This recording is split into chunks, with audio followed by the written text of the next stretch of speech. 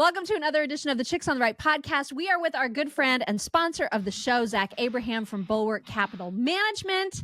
And Zach, now that we know inflation out of control once again, and the border crisis not showing signs of slowing down, and now the Biden administration is trying to be all like, look at us go. This jobs report is amazing. 303,000 new jobs. But then it turns out in the fine print, 100,000 of those or more are by immigrants. So we want to know why. We want to know your take on why American businesses are relying so much on cheap labor in this economy. Well, I mean, because they want to maximize their profits and they don't care, right? Yeah. And so, it goes back to, it's no accountability. They don't get in trouble for it, right? There's no accountability. No, and unfortunately, this is in my mind, this is a perfect example of regulatory capture. What we call regulatory capture, meaning when we talk about, and I think that you hear it, and it's not even so much intentional. On if we're looking at the Federal Reserve as an example, I don't even really think it's intentional. Like if you listen to them talk about, they had said something stunning the other day, and I can't remember who it was. Maybe it was Powell. I know, you know what? I think it was Janet Yellen and Lael Brainerd from the Treasury. Lael Brainerd's the head economic advisor for the White House. Yeah. Uh-huh. Yeah. And they were talking about like, hey, making references to, hey, we need this, we got to get wages down. And I'm sitting there going, okay, like, what? No, right. But you got to understand the way these people think. At some point, what became good? Now, there's always been this relationship, but naturally it needs to have boundaries. So at some point, what became good for the economy really means what is good for mega cap companies, right? What is good for the companies that we want to hire us when we're done at the Federal Reserve, right? And I don't think it's intentional. I honestly think it's morphed into that. So you're battling with inflation and they're focused on getting wages down.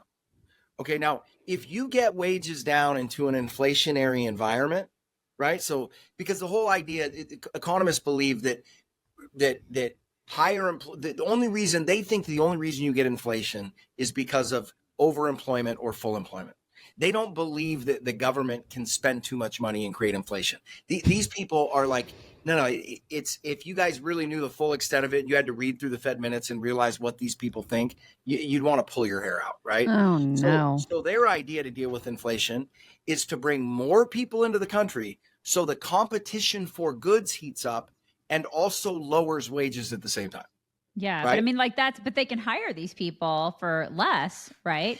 And right. So what does that do to the labor market? What does that do to us? Well, it certainly, and that's the issue, is that they're sitting there going, oh, that's deflationary, right? Or that's going to bring down inflation.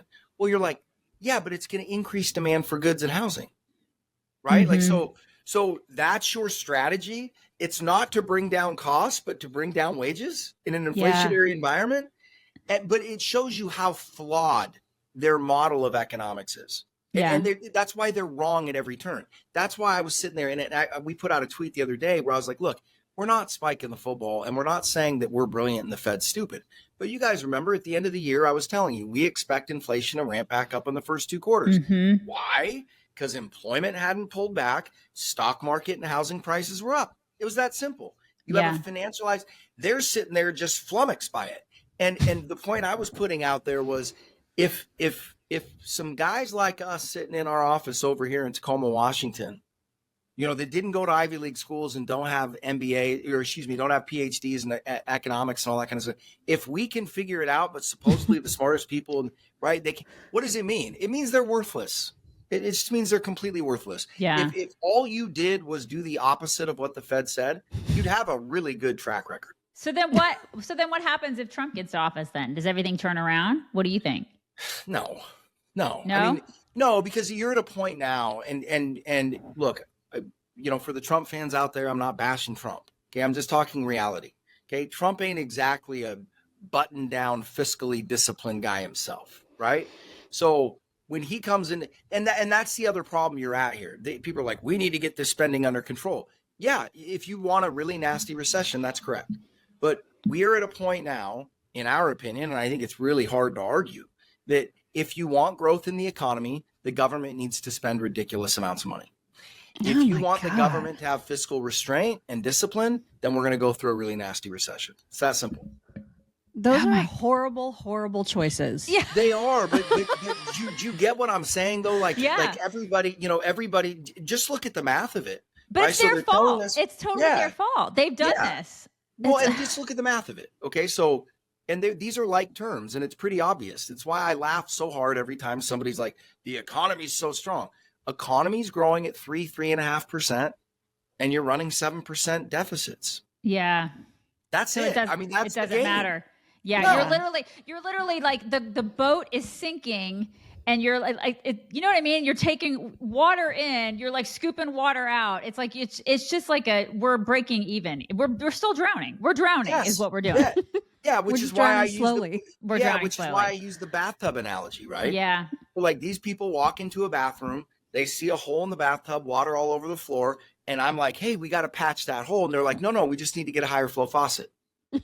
You know? Oh my god. It's so Exactly. true. That's exactly and- what's happening. Yeah. And so, like, right. So if you just sit there and look at it and go, "Hey, what would happen? Not if we balance the budget. What would happen if we got back to historically normal deficit rates of 2.5% to 3%? We'll do the math, right? You're at 7%, you're getting 3 to 3.5% growth. Pull deficits back to 3%, you're in recession. Yeah. It's going to So- take massive cuts. It's going to take like Argentina type cuts. Oh my God. And see, this is why we're always telling people that they need to get with you to do a risk review, because now more than ever, when the world is this borked, we need to be paying attention to the risk that we face in just the regular markets and with everything in our financial portfolios. So how do people find you and learn more about how they can get help from you and the folks at Bulwark? Yeah, I think pretty easy. So you can just Google Know Your Risk Radio, Know Your Risk Radio podcast, bulwarkcapitalmanagement.com. We're all over the place, but yeah, it's low pressure. The biggest thing we're trying to get out to people is, listen, by definition, you have a portfolio that is not suited for this environment. It's just not. You have the record low exposure to things like gold, to things like silver, to things like oil, nat gas, materials. You know, we're having a really good start to the year right now, and it's being driven by all those things. And you look at all these portfolios that come in, nobody has any exposure to that stuff. It's a portfolio built on low interest rates, low inflation.